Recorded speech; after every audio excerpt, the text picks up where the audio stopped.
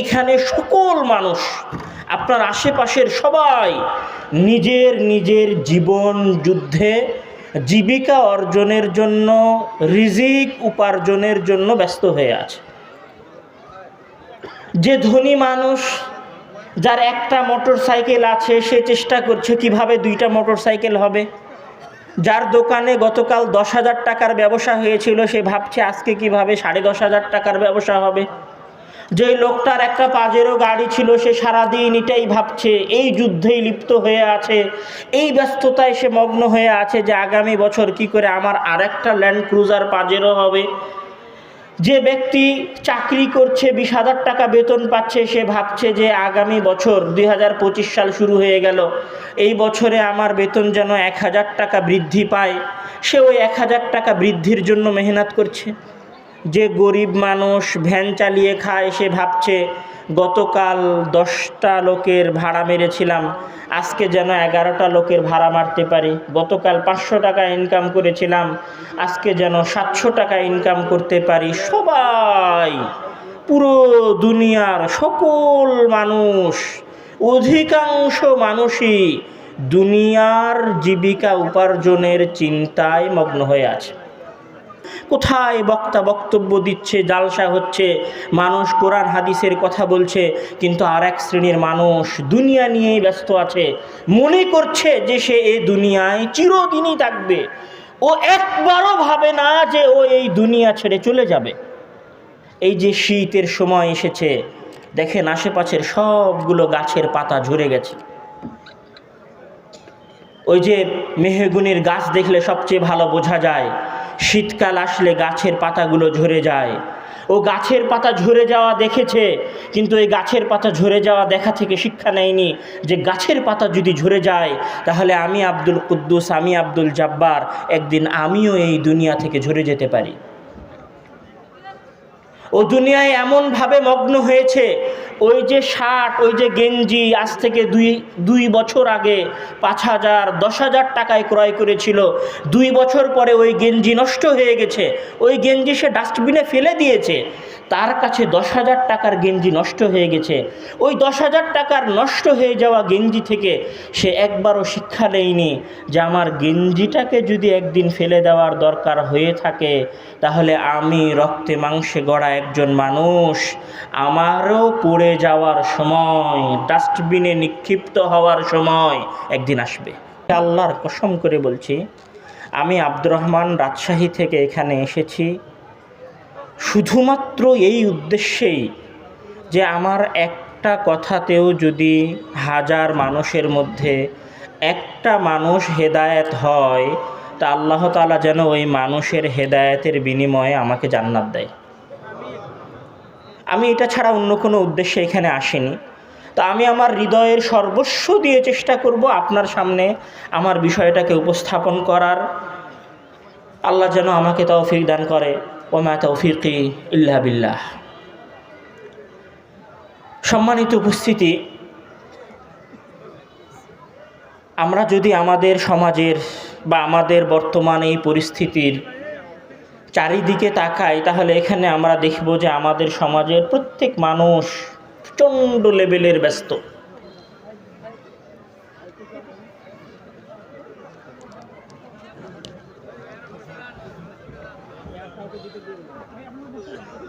আপনি এইখান থেকে বের হয়ে বাজারে যান, দেখেন আপনারা যতজন মানুষ এখানে বসে আছেন, এর চেয়ে কয়েক গুণ ডবল মানুষ বাজারে বসে আছে। কেউ দোকানদারি করছে, কেউ জিনিস বিক্রি করছে, কেউ জিনিস কেনায় ব্যস্ত আছে, কেউ চা খাওয়ায় ব্যস্ত আছে, কেউ গল্পে ব্যস্ত আছে। আপনি এই মজলিস থেকে বের হন আর দেখেন যে এখানে সকল মানুষ, আপনার আশেপাশের সবাই নিজের নিজের জীবন যুদ্ধে জীবিকা অর্জনের জন্য, রিজিক উপার্জনের জন্য ব্যস্ত হয়ে আছে। যে ধনী মানুষ, যার একটা মোটর সাইকেল আছে, সে চেষ্টা করছে কিভাবে দুইটা মোটর সাইকেল হবে। যার দোকানে গতকাল 10,000 টাকার ব্যবসা হয়েছিল, সে ভাবছে আজকে কিভাবে 10,500 টাকার ব্যবসা হবে। যেই লোকটার একটা পাজেরো গাড়ি ছিল, সে সারাদিন এটাই ভাবছে, এই যুদ্ধেই লিপ্ত হয়ে আছে, এই ব্যস্ততায় সে মগ্ন হয়ে আছে যে আগামী বছর কি করে আমার আরেকটা ল্যান্ড ক্রুজার পাজেরো হবে।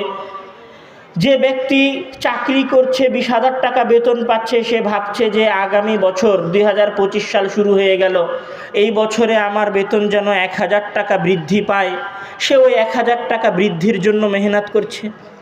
যে গরিব মানুষ ভ্যান চালিয়ে খায়, সে ভাবছে গতকাল 10টা লোকের ভাড়া মেরেছিলাম, আজকে যেন 11টা লোকের ভাড়া মারতে পারি। গতকাল 500 টাকা ইনকাম করেছিলাম, আজকে যেন 700 টাকা ইনকাম করতে পারি। সবাই, পুরো দুনিয়ার সকল মানুষ, অধিকাংশ মানুষই দুনিয়ার জীবিকা উপার্জনের চিন্তায় মগ্ন হয়ে আছে। এবং মহান আল্লাহ তাআলা তাদেরকে উদ্দেশ্য করে বলছেন, আউযু বিল্লাহি মিনাশ শাইতানির রাজিম, যুয়িনা লিন-নাসি হুব্বুশ শাহাওয়াতি মিনান নিসাই ওয়াল বানিনা ওয়াল কানাতিরিল মুকানতারাতি মিনাদ যাহাবি ওয়াল ফিদ্দাতি ওয়াল খাইলিল মুসাওয়ামাতি ওয়াল আনআমি ওয়াল হারথ যালিকা মাতাউল হায়াতিদ দুনিয়া। আল্লাহ তাআলা মানুষকে শিখিয়ে দিয়েছেন, বা মানুষ এটা মনে করতে শুরু করেছে যে ওই গাড়িটাই বাস্তবতা, ওই গাড়িটা হলেই জীবন সুন্দর হবে। গত বছর যে মোটর সাইকেল ইউজ করেছিলাম তার চাইতে দামি মোটর সাইকেল ইউজ করব, এটাই মনে হয় জীবনের প্রকৃত সৌন্দর্যতা। এমনভাবে সবাই এই জীবিকা উপার্জনের চেষ্টায় মগ্ন হয়েছে এবং এমনভাবে এই চিন্তায় ডুবে গেছে এবং এমনভাবে এই যুদ্ধে নেমে পড়েছে যে তারা মনে করছে যে এই দুনিয়ায় তারা চিরস্থায়ী থাকবে। আপনি দোকানে যান, যে লোকটা দোকানে বসে আছে, ও সারাদিন ব্যবসায় একবারও মনে করে না, ওর মাথায় একবারও আসে না যে এই দুনিয়াটা ক্ষণস্থায়ী। ও মনে করছে যে আমি এইখানে ব্যবসা করছি, আমি এইখানে টাকা ইনকাম করছি। ভাবখানা এই রকম, তার চলাফেরার পরিস্থিতি এই রকম যেন সে এই দুনিয়ায় চিরদিনের জন্য থাকতে এসেছে। কোথাও কোনো খরিদ্দার, কোথাও কোনো ক্রেতা যদি 1 টাকা কমে তার কাছে জিনিসটা চাচ্ছে, সে 1 টাকা কমে দিতেও রাজি নয়। ওই 1 টাকাই যেন তার খুব প্রয়োজন, ওই আটানাই যেন তার খুব প্রয়োজন, ওই 1.5 টাকাই তার যেন খুব দরকার। সর্বস্ব দিয়ে, সকল কিছু দিয়ে সে শুধু দুনিয়াটাকে অর্জন করার চেষ্টা করছে। একবারও তাকে দেখে মনে হয় না যে এই দুনিয়াটায় সে ক্ষণস্থায়ী।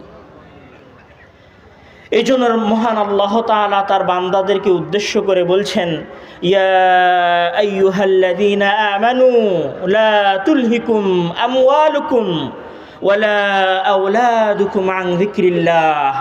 হে ঈমানদারেরা, কাফেরেরা না, মুশরিকেরা না। ইয়া আইয়ুহাল্লাযীনা আমানু, হে ঈমানদারেরা, লা তুলহিকুম আমওয়ালুকুম ওয়ালা আওলাদুকুম আন যিকরিল্লাহ। তোমাদেরকে যেন তোমাদের সন্তান সন্ততি, টাকা পয়সার চিন্তা, উপার্জনের চিন্তা মহান আল্লাহ তাআলার স্মরণ থেকে বিরত রাখতে না পারে।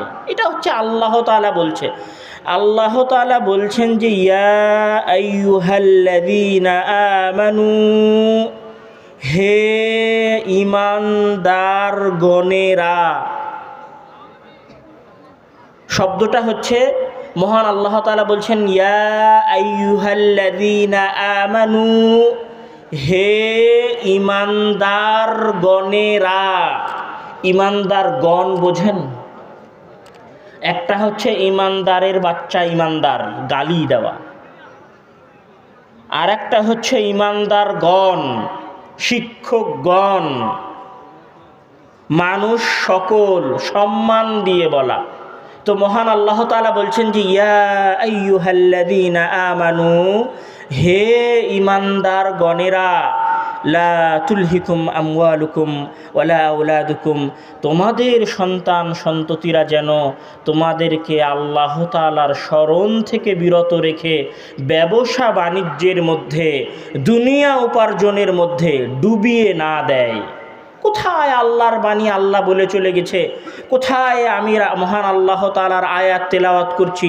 কোথায় বক্তা বক্তব্য দিচ্ছে, জালসা হচ্ছে, মানুষ কোরআন হাদিসের কথা বলছে, কিন্তু আর এক শ্রেণীর মানুষ দুনিয়া নিয়েই ব্যস্ত আছে, মনে করছে যে সে এই দুনিয়ায় চিরদিনই থাকবে। ও একবারও ভাবে না যে ও এই দুনিয়া ছেড়ে চলে যাবে। এই যে শীতের সময় এসেছে, দেখেন আশেপাশের সবগুলো গাছের পাতা ঝরে গেছে।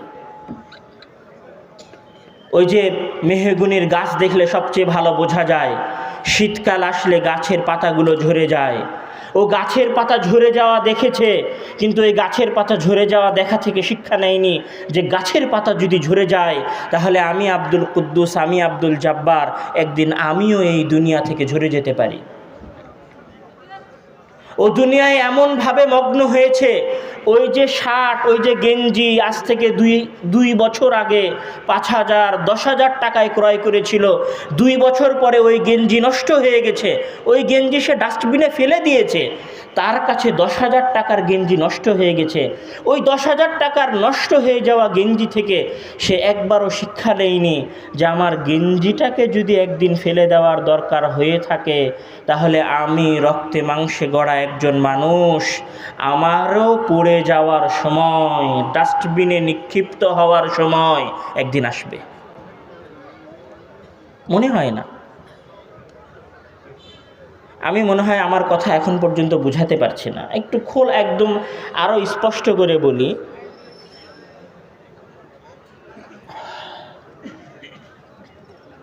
আমার সামনে এখানে আশেপাশে যে মানুষগুলো বসে আছে, আমার ধারণা সবার বয়স 50, 60, 70 বছর হবে। এই মাজলিসে 100 বছরের কোনো মানুষ আছে? 100 বছরের 100 বছরের কোনো মানুষ নাই। মানে আজ থেকে 100 বছর আগে যারা এই দুনিয়ায় ছিল তারা কেউ আজকের দুনিয়ায় নাই। বলেন, আজ থেকে 100 বছর আগে যে মানুষেরা ছিল আজকে তারা এই দুনিয়ায় নাই। আমি আব্দুর রহমান আজকে যুবক আছি, আপনার যেই দাদা কবরে শুয়ে আছে উনিও একদিন আপনার মতো যুবক ছিল, কিন্তু উনার যেই দিন চলে যাওয়ার সময় হয়েছে সেই দিন উনি চলে গেছেন, দুনিয়াতে আর থাকেন নি। আপনি কতদিন থাকবেন? চিরদিন। 100 বছর, 110 বছর। আপনার চিন্তা ভাবনা এবং আপনার চলাফেরার গতি বলছে যে আপনি এই দুনিয়ায় চিরদিন থাকার জন্য এসেছেন। আপনার চলাফেরা বলছে যে আপনি এই দুনিয়ায় আজীবন থাকার জন্য এসেছেন। তখন মহান আল্লাহ তাআলা আপনাকে উদ্দেশ্য করে বলছে, আলহাকুমুত তাকাসুর হাত্তা যুরতুমুল মাকাবির। আমি যতই বলি না কেন, যতই নসিহত করি না কেন, আমার নসিহতও কাজে আসবে না, আল্লাহর ওই কথাও কাজে আসবে না, দুনিয়াতেই ব্যস্ত থাকবেন। হাত্তা যুরতুমুল মাকাবির, যতক্ষণ না আপনি কি করেন? কবর দেখেন। কবরে যাওয়ার আগ পর্যন্ত মানুষ দুনিয়া নিয়েই ব্যস্ত থাকবে, এটা মহান আল্লাহ তাআলা বলছেন।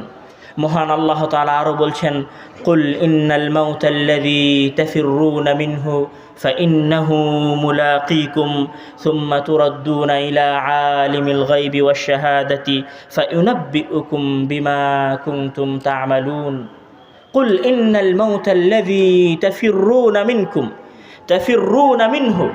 হে মুহাম্মদ সাল্লাল্লাহু আলাইহি ওয়াসাল্লাম, হে আব্দুর রহমান, হে আলেম ওলামারা, তোমরা তোমাদের সামনে উপবিষ্ট মানুষদেরকে জানিয়ে দাও, বলে দাও, কুল ইন্নাল মাউতাল্লাযী তাফিররুনা মিনহু ফাইন্নাহু মুলাকীকুম।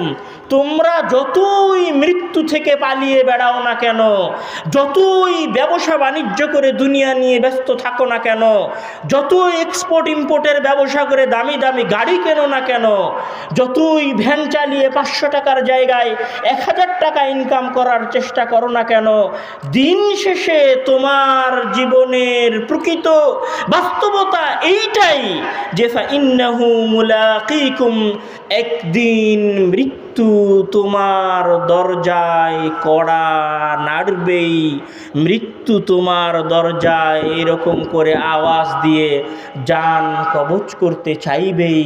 এ কথাই প্রকৃত সত্য। সত্য না, প্রকৃত সত্য না।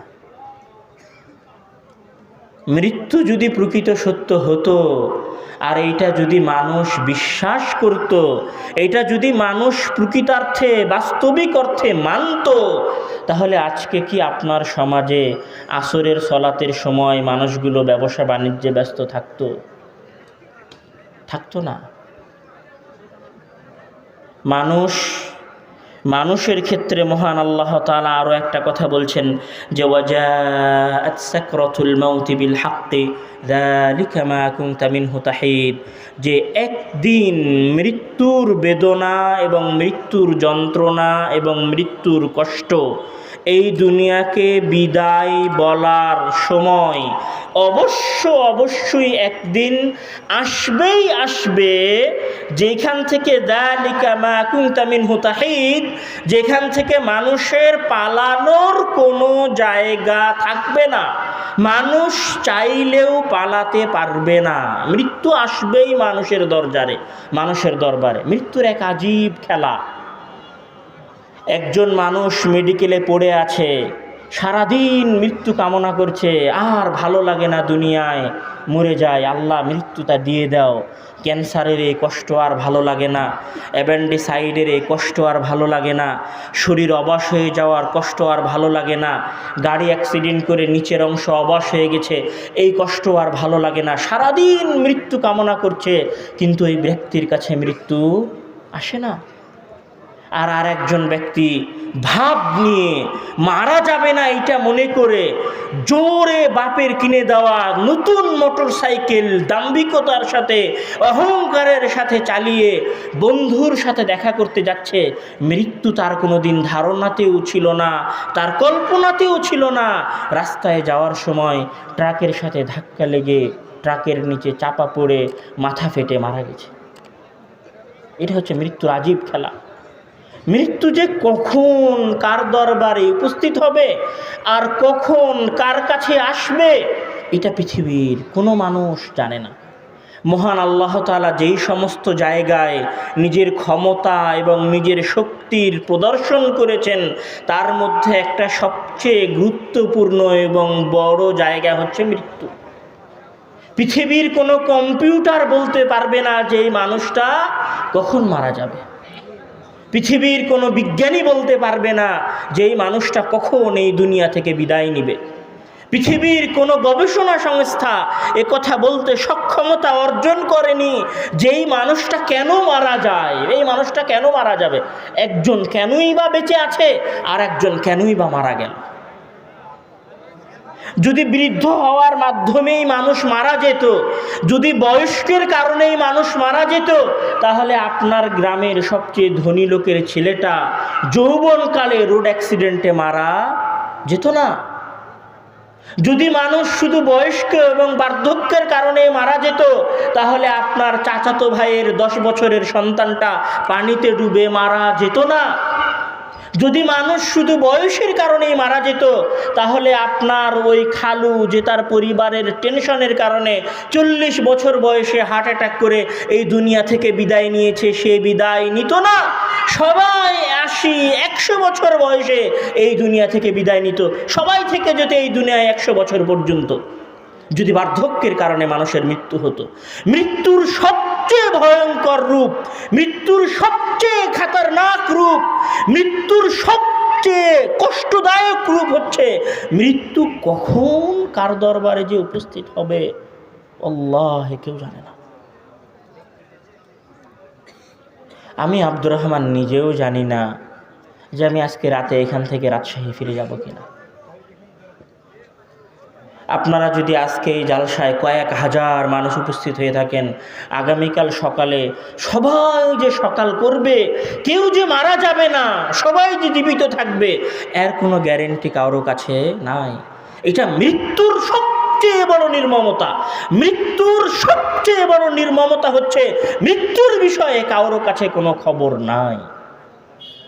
আর মৃত্যুর দ্বিতীয় সবচেয়ে বড় নির্মমতা হচ্ছে আপনার ঘড়িতে দেখেন, যাদের কাছে ঘড়ি আছে তাদের ঘড়িতে দেখেন যে আপনার ঘড়িতে সেকেন্ডের কাঁটাটা টিকটিক করে ঘুরছে। আপনার বয়সকাল যদি 60 বছর 1 ঘন্টা 30 মিনিট 10 সেকেন্ড হয়ে থাকে, আপনার বয়স যদি 60 বছর 10 ঘন্টা 40 মিনিট 30 সেকেন্ড হয়ে থাকে, প্রতি মুহূর্তে আপনার প্রতিটা শ্বাস ছাড়ার সাথে সাথে আপনি কিসের দিকে অগ্রসর হচ্ছেন? কিসের দিকে এগিয়ে যাচ্ছেন? মৃত্যুর দিকে। যদি আপনার জন্ম 2000 সালে হয়ে থাকে আর আপনার মৃত্যু যদি 2050 সালে হয়ে থাকে, আর আপনার জীবন থেকে যদি 2024 সাল মানে 24 বছর গত হয়ে গিয়ে থাকে, আর কয় বছর আছে? আর 26 বছর আছে। যুবক মৃত্যুর দিকে যাচ্ছে, ও প্রতি সেকেন্ডে কবরের দিকে আগাচ্ছে। ওর পা যদি ওইখানে থাকে তাহলে 2025 সাল শুরু হওয়ার সাথে সাথে ওর পা কবরে এতখানি কাছাকাছি এসেছে। প্রতি মুহূর্তে, প্রতিটা নিঃশ্বাসে, প্রতিটা সেকেন্ডের সাথে সাথে যুবক কবরের দিকে আগাচ্ছে, আর ওই 31st নাইটে সাউন্ড বক্স বাজিয়ে আনন্দ উল্লাস করছে। আপনি 31st নাইটের আনন্দ উৎসব করে কি করেছেন জানেন? নিজের মৃত্যুর উপরে তিরস্কারের নৃত্য নাচ নেচেছেন। আপনি মনে হয় বুঝতে পারেননি, তিরস্কার বোঝেন? এখানে যখন একজন মানুষ অ্যাক্সিডেন্ট করে পড়ে আছে, সে আপনার শত্রু, আর আপনি তার সামনে বলছেন, বাহ ভালো হয়েছে, ভালো হয়েছে, তুই অ্যাক্সিডেন্ট হয়ে পড়ে আছিস, তোর তো খুব মজা, আপনি তার মজা নিচ্ছেন, তিরস্কার করছেন। এটা হচ্ছে তিরস্কার। আর আপনার জীবন থেকে 24 সাল চলে গেল, একটা বছর চলে গেল, আপনি মৃত্যুর আরেক ধাপ আগিয়ে গেলেন, আপনি সাউন্ড বক্স বাজিয়ে নাচানাচি করছেন, তালি দিচ্ছেন। আপনি ঠিক ওইভাবেই আপনার নিজের মৃত্যুর সাথে তিরস্কার করছেন, নিজের সাথে তিরস্কার করছেন, নিজের ওপরে আপনি তিরস্কার করছেন। যুবক বুঝতে পারে না, যুবক মনে করে আমি খুব ভালো কাজ করছি। ভাইরে, তোর চেয়ে বোকা এই দুনিয়াতে আর কেউ না।